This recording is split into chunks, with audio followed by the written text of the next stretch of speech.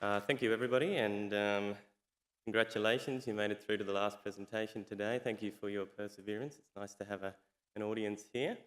Um, as Sondos mentioned, my name is Cameron Allen. I'm a PhD researcher at UNSW in Sydney. I'm also a consultant doing work with the United Nations, and my research is sort of contributing to the work of the UN as well. It focuses on the Sustainable Development Goals. Um, so I'll just give you a quick rundown on the SDGs, different systems approaches to support implementation, a couple of case studies, and then some final words. So who here has actually heard of the Sustainable Development Goals? Okay, so quite a few, that's good. So they are the new International Development Agenda of the United Nations. They comprise 17 goals, 169 targets and 232 indicators. They cover everything from poverty to food security to health to education, gender, water, energy, economic development, equality, biodiversity, governance. They pretty much cover everything. They're extremely comprehensive. They represent all three dimensions of sustainable development: economic, social, environmental.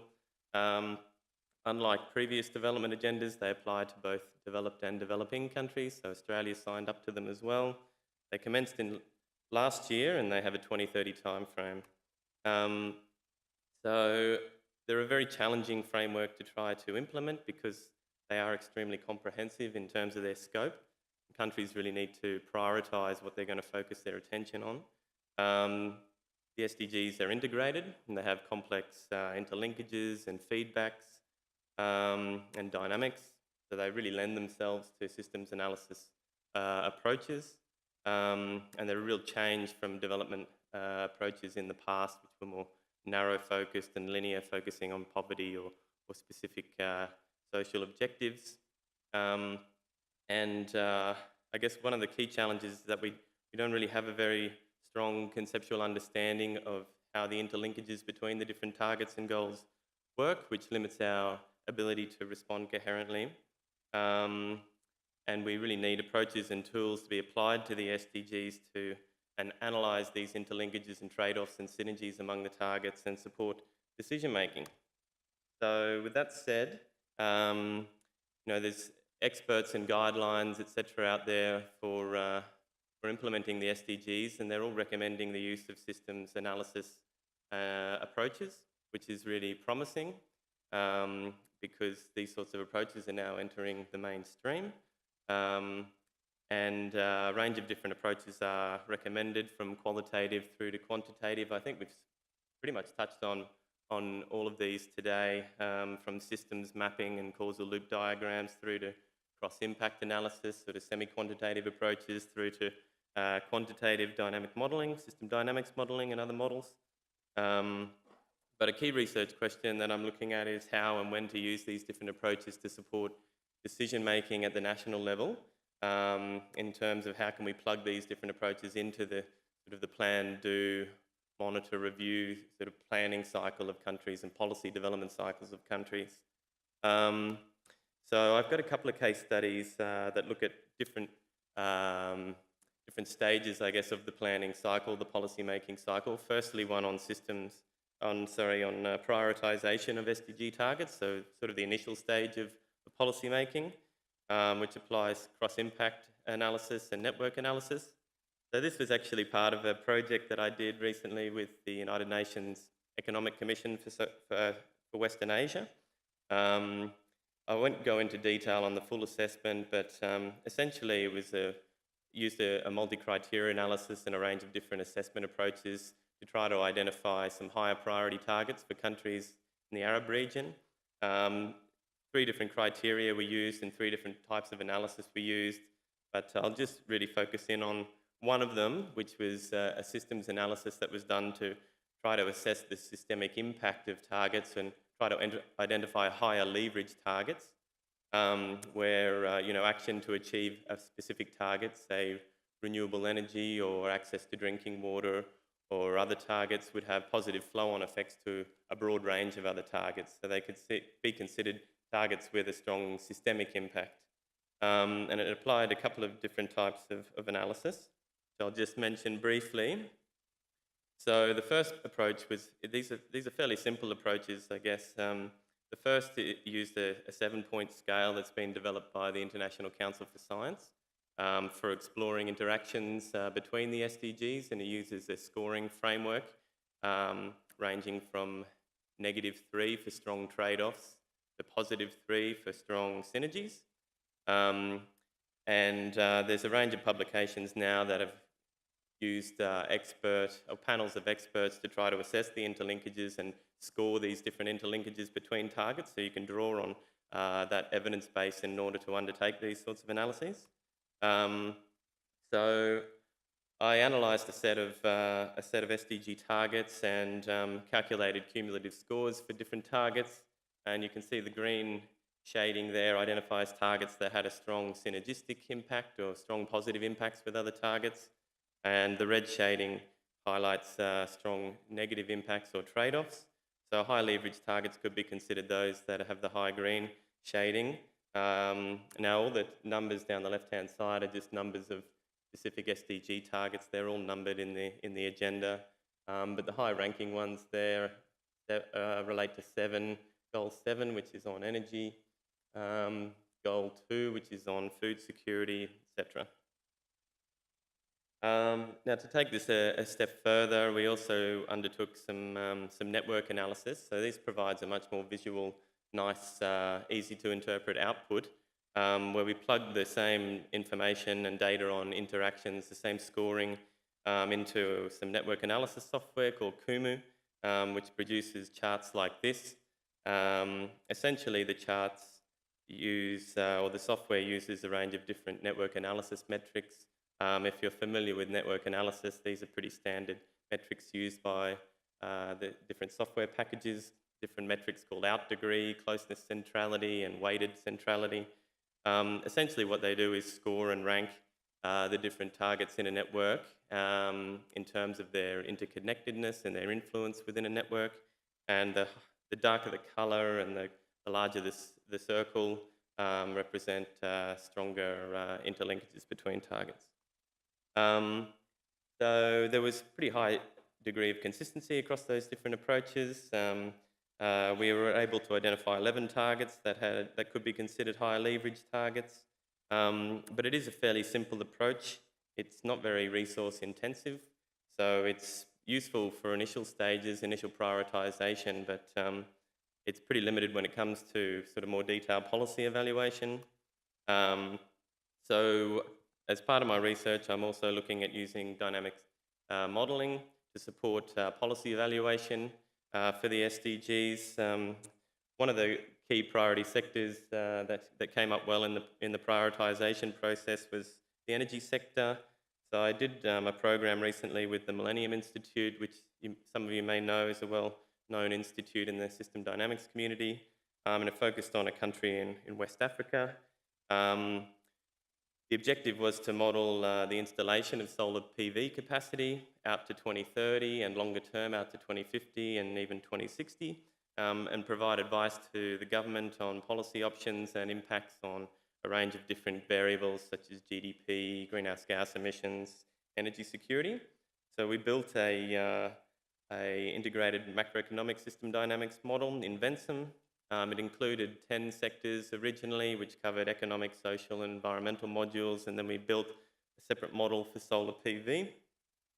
So it included a range of different development indicators, which are also included in the SDGs.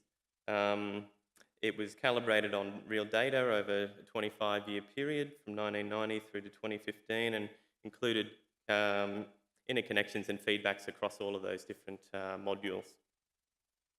So in terms of the solar PV model, the main stock was installed solar capacity, the flows, installation and depreciation, and the rate of the installation of flow was determined by the demand of electricity, and demand was market driven. So essentially, as the price of solar electricity falls below the price of existing fossil fuel electricity, then that would drive investment in solar electricity.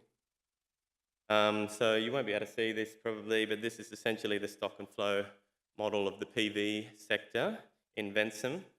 So just to give you a rundown, the model calculates the average cost of electricity from fossil fuel. It calculates the average cost of electricity from solar, and it compares those two costs to determine demand for solar. It also includes many linkages with other modules, such as the government sector module, the firm sector, energy sector, and it includes a range of policy variables.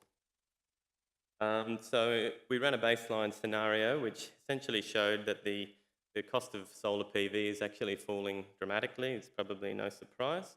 And it's expected to reach parity with fossil fuel energy around mid-2020s, if not before. And as that cost of solar electricity falls below the oil price, it drives capacity in solar electricity.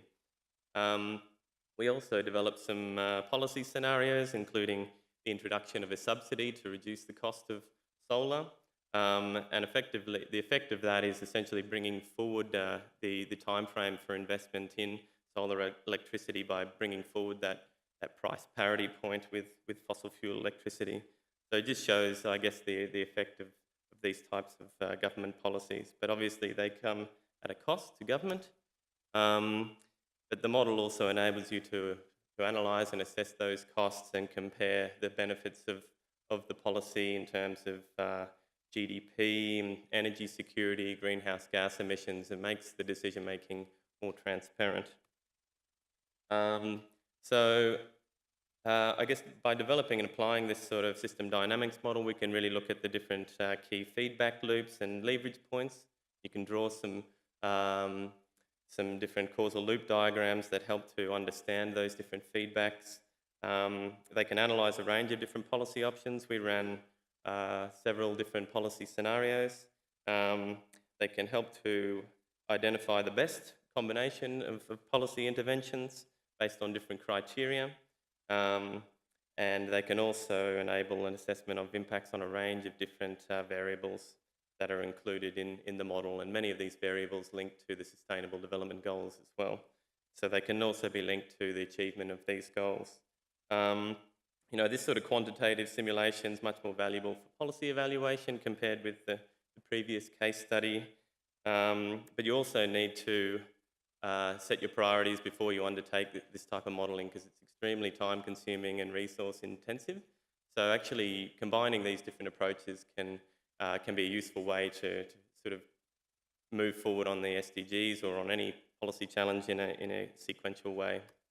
So just some final words. There are obviously many different types of systems analysis, and they can each support decision making in different ways. It just depends on what type of question you're trying to answer. And sort of starting with more qualitative approaches and less data intensive approaches and moving towards more quantitative approaches can be a useful way to proceed. So, thank you.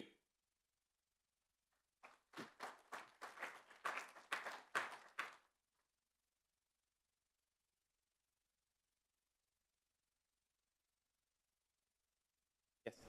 To what extent was there any overlap between the insights you got from case study 1 and case study 2? I don't know if they covered the same SDGs, a subset of them in the second one or not, but was there any overlap? Or? Yeah, sure. The two studies were not really linked together. I sort of presented them in that way, but they weren't. I haven't looked at that, to be honest. So yeah, that would be something interesting to analyse. Whether the two modeling approaches gave you similar answers in terms of what the key leverage SDGs were, or whether they gave you very different answers. Yeah, I mean, that would be useful to validate it with some simulation, whether these more simplistic approaches are actually useful, definitely.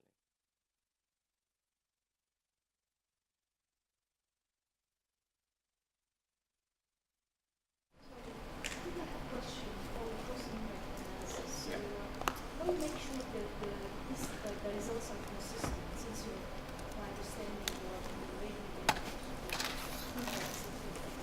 Yeah. Um, Essentially, when we did the cross-impact analysis, um, we didn't select the scores ourselves. We relied on research that's been undertaken by experts. So they've basically, through the International Council of Science, they set up panels of experts on the different goals. Say, energy experts or oceans experts or whatever, who then looked at the interactions and they scored the interactions themselves. Because, it's such a broad set and requires such a broad range of expertise, no one person is really going to be able to understand those interactions, and every person would probably give different scores. So it is a fairly subjective exercise, but I think by using experts in the particular fields and a group of them, and then they undertake sort of an IPCC, I guess, style analysis where they look at the published literature and do an assessment based on published literature. So yeah, it's not perfect, but I think it's better to rely on that information than making your own judgment on these sorts of scores.